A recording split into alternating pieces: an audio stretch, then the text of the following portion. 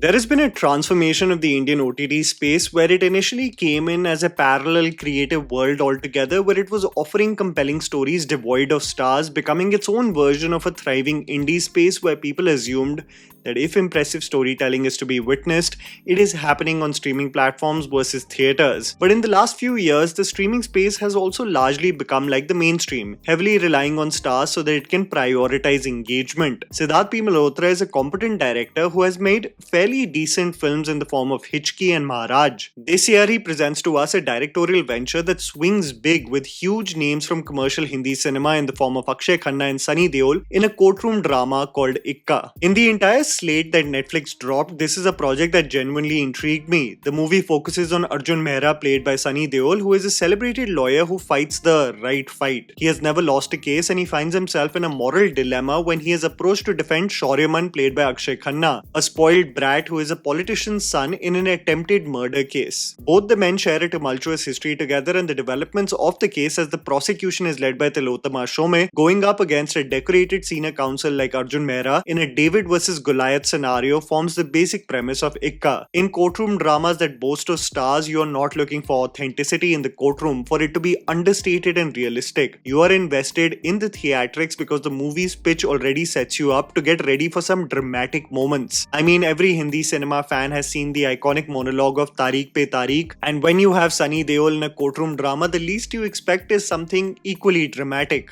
Alas, I find myself struggling to love Ikka, a mixed bag that frustrated me more than me loving it, despite being a fan of the cast associated with it. Here's me telling you the good and bad aspects of the film so that you guys can ultimately decide whether to watch Ikka on Netflix or not. Netflix Originals aesthetic. I don't know whether it is just me, but do you all experience a fatigue when you see certain Netflix originals and the template of colors that they choose in order to set the mood of the film? There is this blue, green and red aesthetic that is largely consistent with many of the Netflix originals that generally seem to come across for viewers as if cinematographers have been mandated to follow a particular color scheme if it is associated with Netflix. The exterior shots of these movies are never a problem, but whenever an indoor set is utilized for the scenes, it does have a holistically artificial tone. Studio lights that are employed in order to mimic the rays of the sun, the green, blue and red hues appear whenever one focuses on the interior shots that include the jail cell in which Akshay Khanna resides. It somehow momentarily takes me out of these films for how visually bland the movies look. The moment you realize that Red Chillies is associated with the project, a company that is infamous for the RGB model, an additive color system where varying intensities of these three light primaries are combined to create a full spectrum of colors, something that is used in digital cameras, monitors and advanced LED film lighting. I can't help but conclude that this aesthetic is getting extremely tiring and dull for movies, and I hope that the makers understand this. For movies to be so easily sniffed out as being a product of a particular company as it employs a similar color aesthetic across the board for its movies, I believe is not a good sign. The slate should be as varied as possible and should fit the theme of the film versus a universal model employed visually for all films. I know this was a rant completely independent from the film's plot, but I just had to speak about it. Themes and relevance. Sunny Deol is presented as a celebrated lawyer giving a talk about fighting the right fight morally in this world. He also presents the harsh truth of how law may be equal on paper for all walks of life, but realistically it does take into account how rich or poor one is, at least in India. A sad reality that we have all noticed with the several cases and their ultimate verdicts we get to see on the news. I especially found the contrast of treatment between Sunny Deol and Tilotama Shome to be fascinating. A contrast that many lawyer friends of mine convey to me on how, based on one's track record with cases, lawyers essentially become celebrities, and how the mood shifts within a courthouse merely by their presence as if a celebrity sighting is happening. The dynamic also shifts where the judge is far more lenient and understanding based on the reputation of the lawyers in front of them. What I found to be the most effective in the broad strokes of drama that this movie laid focus on was the balancing act Tilotama Shome had to execute between her personal and professional life. Tilotama is presented as a capable lawyer running helter-skelter in her house, preparing the meal for her family as her husband sits idle and frustrated, irritated at the time being taken to being served. This balancing act is something that she has become accustomed to and accepted, and it reaches a point of absolute frustration when when the husband and her share a fancy meal together. Tilotama's performance here is brilliant, in shock of what is being demanded of her, of the privilege that reeks from her partner who should support her in this professional juncture. This theme of women constantly having to juggle between being a thorough professional and also being the perfect wife, and it still not being enough, is effectively executed in the film. Massy template out of place. The film is set up at a pitch where it is a Massy courtroom drama, and by this I mean you have everything from dialogue bazi and slow motion shots of stars strutting through the courtroom, and it immediately reminded me of the statement by Nasruddin Shah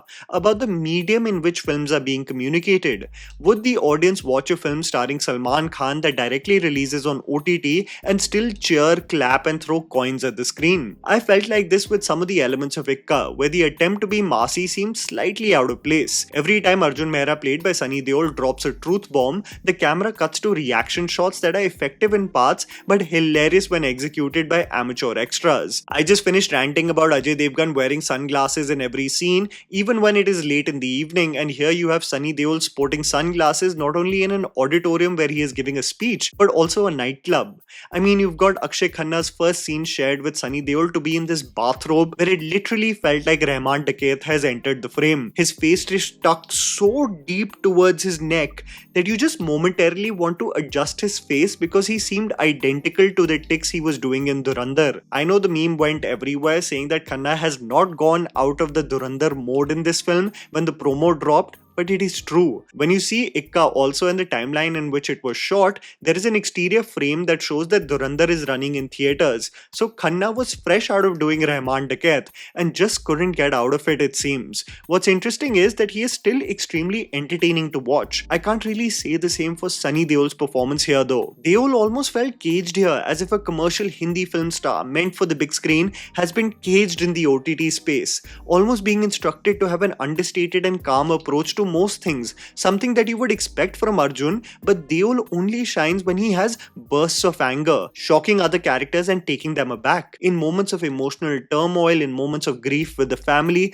Deol is extremely awkward in this role, and I want to empathize with the legendary actor because he was going through a tough time personally while shooting this film, dealing with his father's illness, but I couldn't just connect with Sunny's performance here, where it became clear that the film largely depended on moments where Deol does his staple shout versus doing something subtle, something that he executed well in movies like Chup or Mohalla Assi. Effective moments and standout. There are still some standout moments and performances in this film. As I previously said, even though Akshaye Khanna is fully channelizing his Rahman Dakat in this film, there is one scene where you can clearly tell that Shoryman is channelizing his most emotional performance in court, and Khanna thrives in presenting himself as the most loyal and giving husband. His eyes are filled with tears, his stance is apologetic, and it's a brilliant depiction of a narcissist willing to do anything to go scot-free. Another scene in which Khanna confronts one important female character, Khanna carries out the scene while simply chilling on his bed and his hands behind his head. There is minimal movement, but his smugness is so effective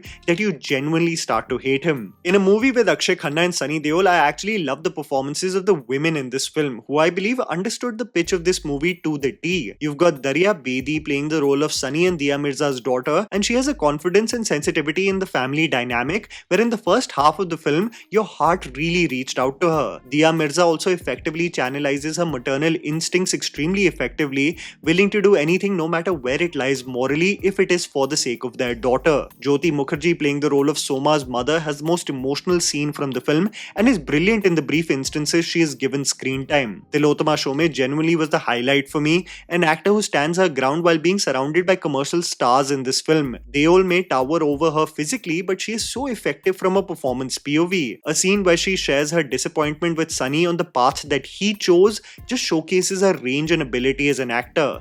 The problem, however, lies in the case at hand and the predictable and generic nature with which it is explored, leaving you wanting more, so much more. The case. The movie had two choices with the pitch that it chose. It could employ a case where Sunny Deol or Tilotama Shome have a rousing dramatic speech in the concluding moments, a technique so effectively employed by Manoj Bajpayee in Sirf Ek Banda Kafi Hai or Amitabh Bachchan in Pink. Or it had the option of presenting a case to the audience with such delicious twists and turns that it keeps the audience guessing, but in Ikka, you can see the beats from a mile away. New witnesses come, give their statements, and the case progresses with little to no care about the official procedures. The judge gives free rein to the lawyers to do whatever they want, and the case just lacks any kind of surprises that makes your jaw drop. The character analysis you had of the people in the frame, like of Arjun and Shoryman, remain consistent throughout the film, and when the events of the night are to be explored, nothing is shocking. Events happen as you would expect, versus a movie like Section 375 that throws a curveball right at you in the end. The film keeps on hyping up this hukum ka ikka that Arjun will utilize in the end, and it is the most basic plot reveal that leads to the movie having an overall mid quality as a court procedural and even as a Massy face-off between two big commercial stars. And that was the video, guys. Write down in the comments below what you genuinely thought about Ikka. Please don't forget to follow me on Instagram. The handles are right in front of you. Follow me at JammyPants4. Also, please support us by smashing the like button and subscribing to our channel for weekly content ahead. Thank you for watching.